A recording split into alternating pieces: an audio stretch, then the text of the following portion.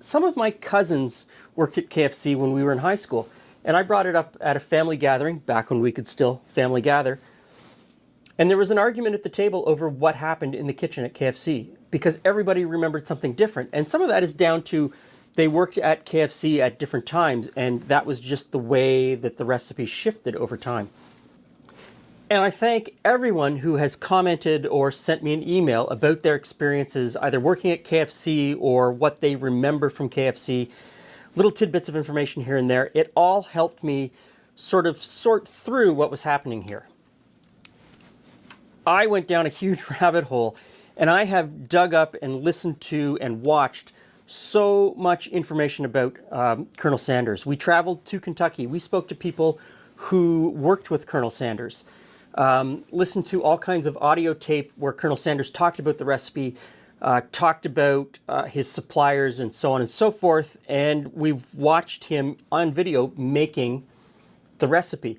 And he was pretty free with the methodology that he wanted to use. He always used milk and eggs. Buttermilk was never part of the formulation. The oil that he used was hydrogenated vegetable oil, and it would have been, in his time, hydrogenated cottonseed oil. All of that information started to gather together. And then I got an email from a person that I met 25 years ago on the first KFC ad that I ever worked on. And I was a production assistant at that point. And if you know anything about film production, the production assistants are right at the bottom of the call sheet, lowest people on set. We do all of the grunt work. You drive around town in the days before the ad, and you pick up all of the gear and all of the stuff. You carry it all into the studio, and on set you do all of the grunt work.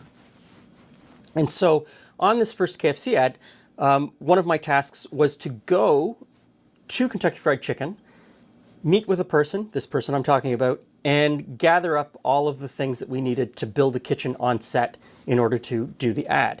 So that's fryers and all of the associated equipment. And over my career in film, doing advertising, I really got to know this person very well. We worked on a lot of KFC ads together. They saw the videos, contacted me, and said, you know what, probably help you out a little bit. I can't give away their name. I can't give away too much about them, although even just saying that I know them from advertising might give it away. What I can tell you is that this person's parents owned KFC restaurants in Canada.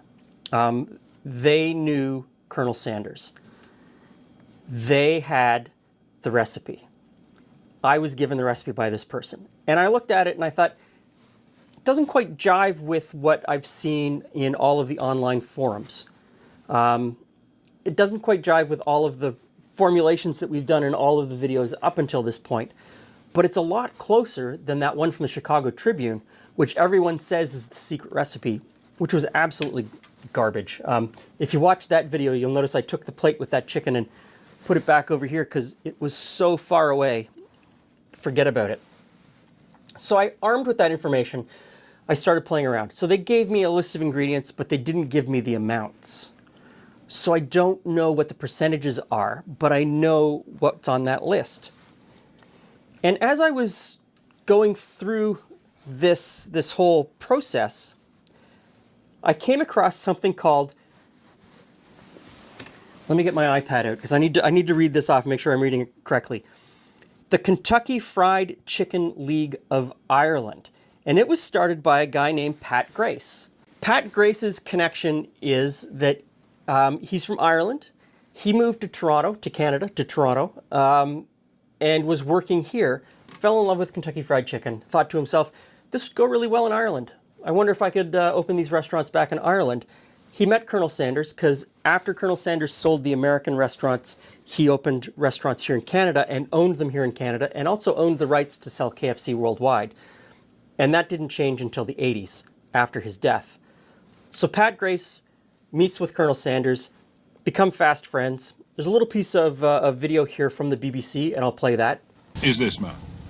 Pat Grace has gone from being a not-too-successful horse trader and door-to-door salesman to being a millionaire twice over. Things started to go right for Pat Grace when he met the legendary Colonel Sanders and was converted to the taste and the profit margin of the finger-licking good poultry. Just lately, there's been a bit of a legal dust-up over the ingredients you're supposed to use in the batter that covers Kentucky Fried Chicken. Pat Grace lost a tussle in the High Court and was obliged to change the names on his shops and the Football League sponsorship.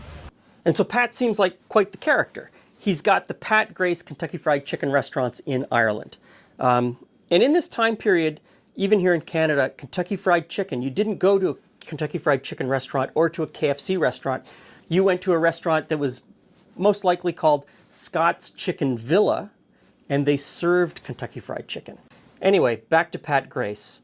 After the Colonel's death, the worldwide KFC operations are balled into the American corporate operations. And the American corporate operations then start cost-cutting as they had been doing in the United States.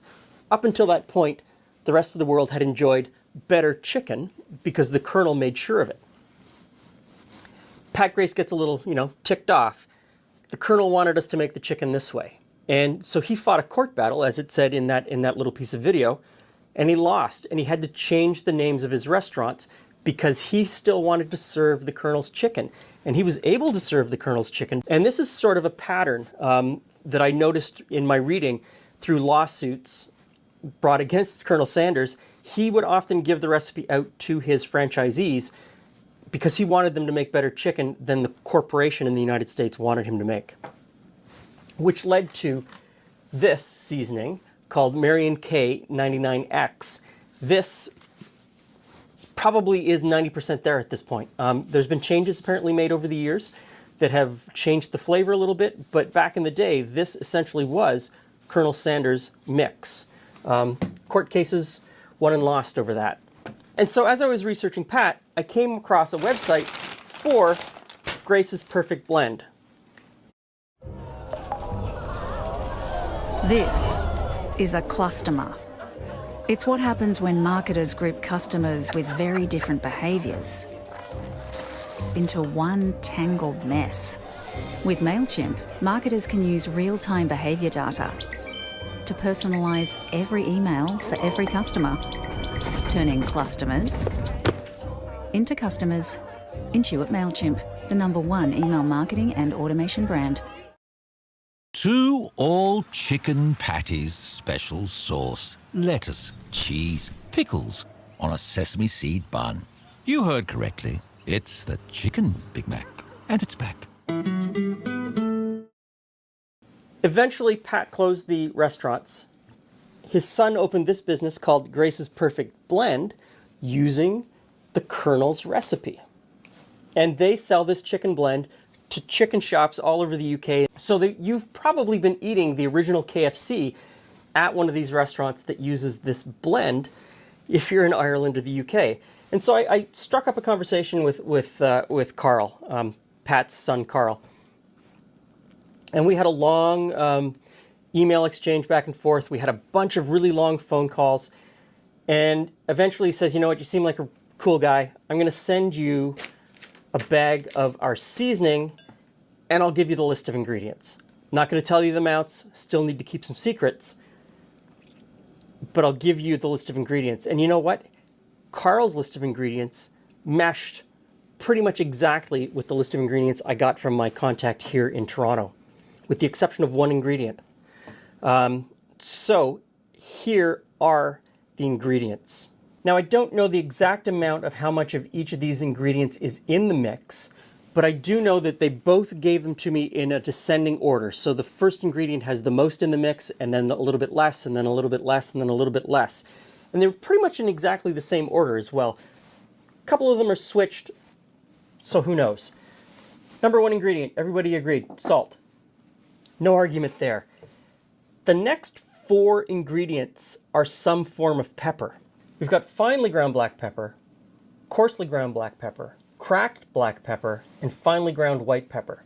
And both of my contacts agreed on these first 5 ingredients. The orders were swapped on a couple of these, but we don't know, or I don't know, what that means, whether one is 12% and the other was 15%, whether it was a big difference in the amount in the final mix, who knows.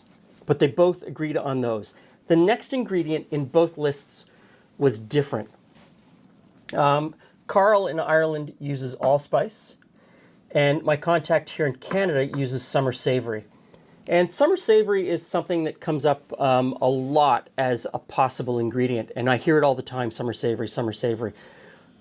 Either of those two could be. I've mixed up with these spices and come up with something that's not quite right, but I can see how it is quite right. The next ingredient that they both listed was coriander seed. That's a contentious one. A lot of people say there couldn't be coriander in it because it leaves them with a soapy taste. But coriander seed does not have the chemical compound that the leaves have that give you that soapy taste. So I tend to believe that that's there. I think that's in there. The next ingredient that they both said was ginger, MSG. They both agreed on MSG, but where it was placed in here in the mix, I don't know. But they both also said that this is not included in the 11 herbs and spices. This is the 12th ingredient. So MSG. Then we have thyme, sage, and marjoram. Okay, we're going to start with a milk and egg wash. This is just a few eggs with some regular milk. I'm just going to whisk that together. And next we have the Carl Gray spice mix.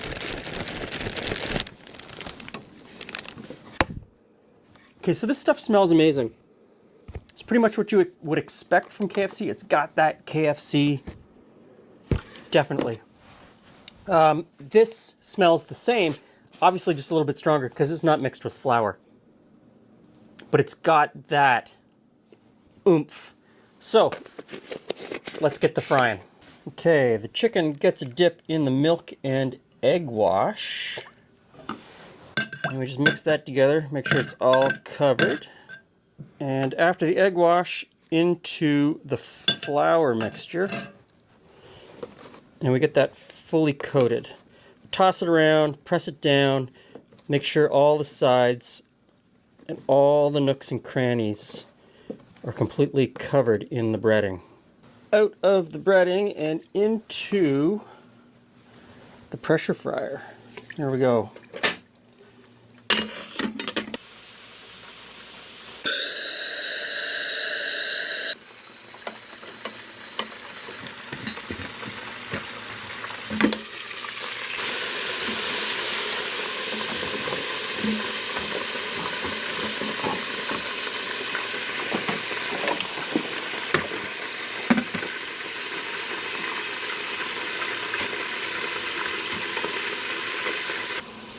Oh my Hey, Jules. goodness, what are you doing, Glenn? Hi, Glenn. Hey, friends. I figured the oil was hot. Ooh, Not chips! gonna, I'll make chips. I don't need to pressure fry them. I just thought the oil's hot. I'm going to make chips. So they won't be ready yet, but we'll taste. The next version. The last version. The last version. The last version of chicken. It looks good. I'm pretty happy with it, and I have to admit You're getting much better at running this fancy thing. Well, yeah, getting the temperature and the pressure right is a job, because the pressure and temperature from the commercial units isn't transferable to this as much as this is a commercial unit. It's not the giant one that they have at KFC. So, I know you've probably already told all your friends. Yep. What are the key differences? Like you were telling me that there are a few key things in this that are new. So this is from my new friend in Ireland, Carl. Oh, yeah. And his recipe came from his father, which was handed down. And it's different than what's on the forums. All of the recipes on the forums have some sort of hot pepper or garlic. This has neither. Okay. But I got to tell you, his breading is really close. So let's dig in. Full of our sleeves. Ready to go. I'm going to take this little one in the middle. I'm going to try this little one here.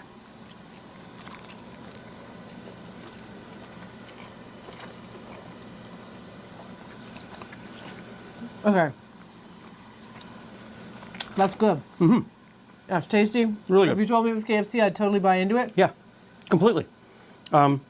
It's juicy, which is the pressure fryer, but it's really flavorful. And so I know that some people are going to be really disappointed that I'm not giving you the exact measurements. I can't. if you're in the UK or Ireland, and you can find some place that sells Grace's Strong blend? Grace's Perfect Blend Strong Blend, this is the OG original recipe, or as close to the OG original recipe as you can get legally. Okay. If you're in North America, this stuff from Mary & Kay is going to get you like 90% of the way there. It's really good. And I think the ultimate answer is somewhere between these two. So And like everything, just make it your own. make it your own. I mean, this is damn good chicken. This is really Does it good really chicken. matter? No. No, it's good. All right, my friends, enjoy. Glenn's still eating, so thanks for stopping by. See you again soon. See you again soon.